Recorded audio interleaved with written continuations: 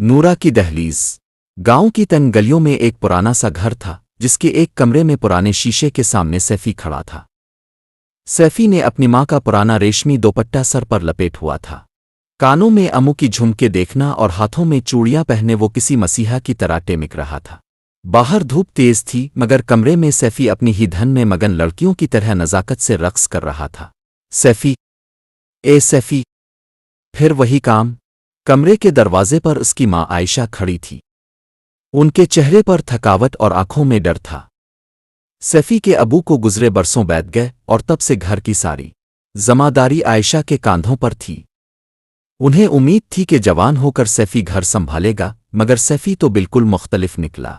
सैफी को ना मोटरसाइकिल चलानी आती थी, न ही इसे मर्दों वाले कामों में दिलचस्पी थी।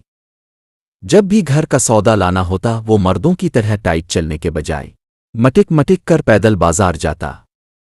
महल्ले के लड़के इसे देखकर सीटियां बजाते और असको ऊ नूरा के कर पुकार। गांव की औरतें आयशा को देखकर कहती, आयशा तेरा लड़का तो बिल्कुल लड़की बन गया है, देखो कैसे टिमुक्का मार कर चलता है जैसे बिल्कुल लड़की की अदा होती है।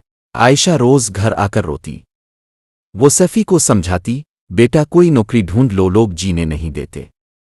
मगर सैफी का दिल सिर्फ संगीत और रक्स में धड़कता था। इसे किसी दफ्तरा खेत में काम करना जहर लगता था। एक दिन आयशा बहुत ज्यादा परेशान थी क्योंकि घर में खाने को कुछ ना था। सैफी ने माँ की आंखों में आंसू देखते ही फैसला किया कि वो वही करेगा जो इसे आता है। इसने घर के बाहर एक पुराने तख्ते पर कोयले से लिखा, नूरा डांस अकेडमी। शुरू में सारा गांव हंसा, लोग मजाक उड़ाने लगे, मगर सैफी ने हिम्मत नहीं हारी। इसने गांव के इन लड़कों और बच्चों को सिखाना शुरू किया जो शादी ब्याह पर नाचना चाहते हैं मगर शर्माते थे। सैफी का हुनर ऐसा था जो देखता देखता ही रह जाता। धीरे धीरे लोग उसके पास ढोलकी और फंक्शन की तैयारी के लिए आने लगे। जो लोग इसे नूरा ऊ कहकर छेड़ते थे, अब वो पैसे देकर अपने घर की खुशियों में रौनक लगाने के लिए बोलने लगे। वक्त गुजरता गया। सैफी अब भी दोपट्टा लेता था, अब भी इसकी आदतें जनाना थी, मगर अब वो मोहताज नहीं था।